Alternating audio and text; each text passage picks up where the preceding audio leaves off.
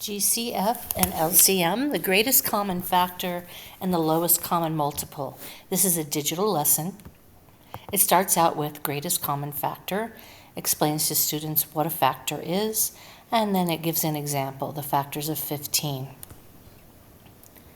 Next, students are going to look at a multiplication chart.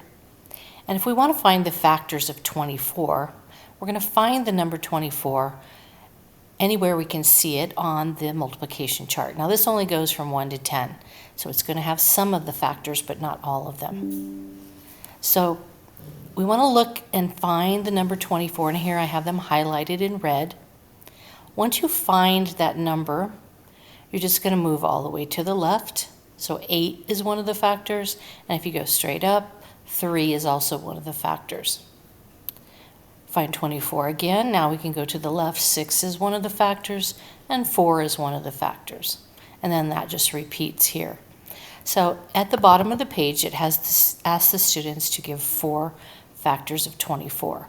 So that would be 6, 4, 8, and 3.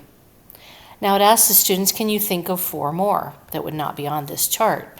So we could have 1 and 24. You could have 2 and 12. So students are going to type those all in. Now another method for finding the factors of a number are to list the smallest and the largest factors first, and then fill in the rest in between in order. So if we're finding the factors of 36, we're going to write the 1 first, and the 36 will be our largest number. And we're going to fill in these numbers in between. So factors of 36 would be 2, and then they're going to type in 18. 3 and 12, 4 and 9 is already there, and then the last one would be 6. So they get a little practice doing that. On the next slide, they're going to be finding the factors of 20 and 24, and then finding the greatest common factor, the largest number they have in common. So they're going to list the factors of 20, the factors of 24, and then type in the greatest number they have in common. They're going to do this on the next few slides. The greatest common factor of 16 and 40. The greatest common factor of 28 and 36. And then we move on to multiples. So LCM, the lowest common multiple, explains what a multiple is, and then it gives an example. The multiples of 4 would be 4, 8, 12, counting by 4s. So here it asks for the first 5 multiples of 4 and 5.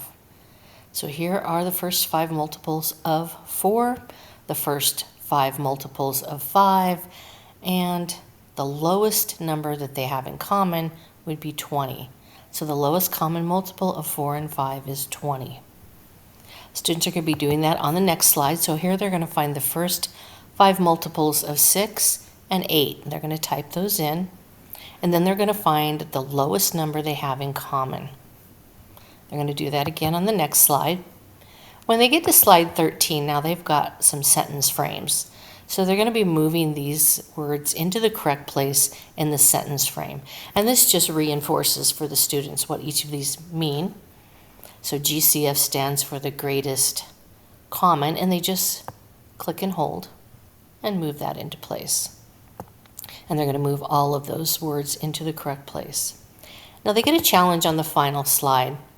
So if the lowest common multiple of 2 numbers is 24, and the greatest common factor is 4, what are the 2 numbers? So students can work with a partner on this if they need to, and see if they can find out what those 2 numbers are. So that is a digital lesson, greatest common factor and lowest common multiple.